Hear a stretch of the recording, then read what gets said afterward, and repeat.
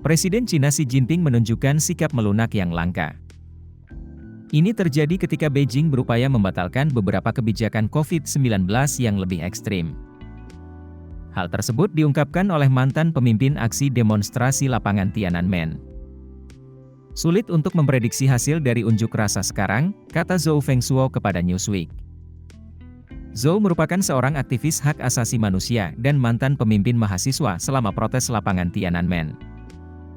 Tapi kami sudah melihat beberapa pelonggaran kebijakan nol COVID, yang merupakan tampilan kelemahan yang jarang terjadi pada Xi Jinping, ujarnya. Melansir Fox News, aksi unjuk rasa telah menyebar ke sejumlah kota di seluruh Cina karena penduduk menentang kebijakan ketat nol COVID di negara itu. Dalam kebijakan nol COVID, pemerintah daerah akan mengunci kota dan melakukan pengujian massal setelah mendeteksi beberapa kasus COVID-19. Kebijakan tersebut membatasi jumlah kematian hingga di bawah 6.000 di antara 1,4 miliar penduduknya. Akan tetapi, penduduk sudah bosan dengan pembatasan keras yang diberlakukan pada aturan hidup mereka selama 3 tahun setelah virus pertama kali menyebar.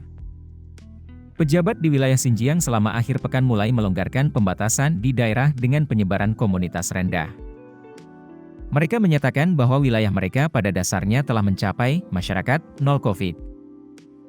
Para ahli percaya bahwa Beijing telah mengubah arah untuk membantu memadamkan gejolak aksi protes. Namun, unjuk rasa terus menyebar di media sosial dalam selang waktu yang jarang terjadi seiring dengan adanya jaringan sensor Cina. Hal ini tampak dari video yang muncul di Twitter dan TikTok yang menunjukkan demonstrasi di kota-kota di seluruh negeri. Beberapa aksi protes termasuk nyanyian anti Partai Komunis Cina. Sebagai orang yang selamat dari pembantaian Tiananmen, saya menangis saat menyaksikan pengunjuk rasa meneriakan, "Akhiri Partai Komunis Cina," di Shanghai, tempat kelahiran PKC, kata Zhou. Zhou bilang, saat ini, Xi Jinping masih memegang kendali penuh di dalam PKC. Tapi kendali ketatnya juga berarti bahwa sistem tidak dapat menghadapi kejutan. Karena bawahannya tidak mau mengambil inisiatif tanpa instruksi eksplisit dari Xi. Selain itu, sistem nol COVID sudah habis, tapi pada tahap ini, dia masih mengakar. Para ahli berspekulasi bahwa kebijakan Beijing tidak dapat dipertahankan. Tetapi pemerintah tidak dapat sepenuhnya membatalkan kebijakannya sampai lebih banyak populasi divaksinasi. Ini berarti, kebijakan nol COVID dapat bertahan selama 1 tahun lagi.